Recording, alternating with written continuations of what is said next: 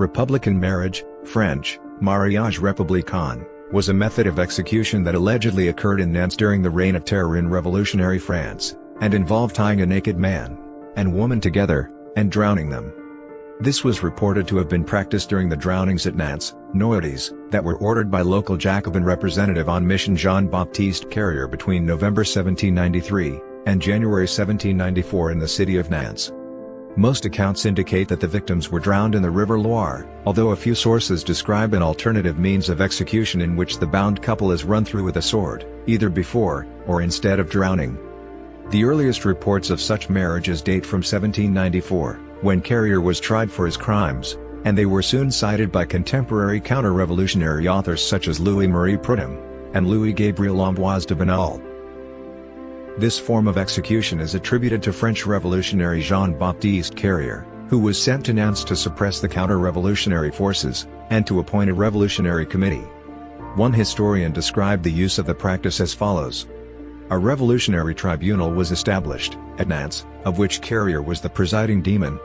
Carrier, known in all nations as the inventor of that last of barbarous atrocities, the republican marriage, in which two persons of different genders, generally an old man, and an old woman, or a young man, and a young woman, bereft of every kind of clothing, were bound together before the multitude, exposed in a boat in that situation for half an hour or more, and then thrown into the river. Details of the practice vary slightly, but are generally consistent with the description offered above. One author described how marriages républicains consisted in binding together a man and woman, back to back, stripped naked, keeping them exposed for an hour, and then hurling them into the current of la baignoire nationale, as the bloodhounds termed the Loire.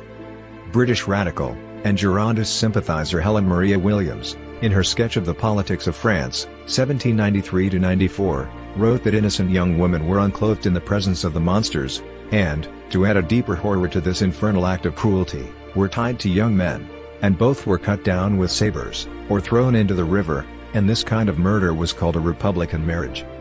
According to literary scholar Stephen Blakemore, Williams seems to have regarded this as a form of terrorist misogynism. Williams' description of the women as innocent, in his view, not only suggests that they were not guilty of aiding the rebels, but that they were young virgins.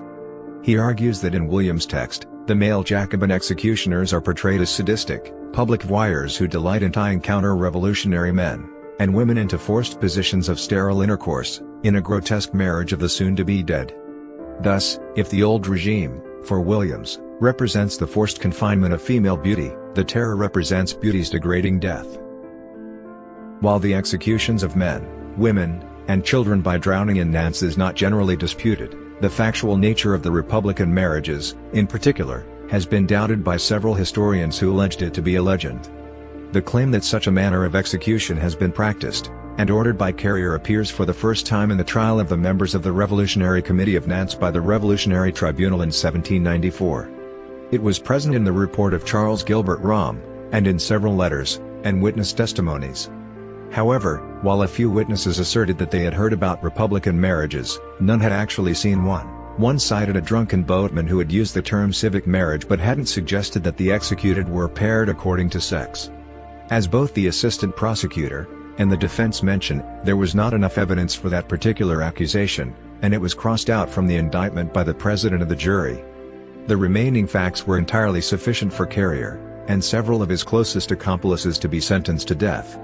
The reports of republican marriages nevertheless became well known, and were later cited by many authors writing about the terror, who would elaborate on them, for example by adding the claim that the two victims were a priest and a nun. The use of the term appears to be a mockery of the concept of republican marriage as an actual secular marriage. Books describe parents horrified to learn that their children planned a republican marriage instead of being married in a church. As one source describes the institution, at the time Napoleon and Josephine were married, in March 1796, few people considered the religious ceremony at all necessary. People got married with so much facility, and in so simple a manner, that the exaggeration is merely verbal, which states that the republican marriage ceremony was completed by dancing round a tree of liberty, and that the divorce was effected by dancing round the same tree of liberty backwards.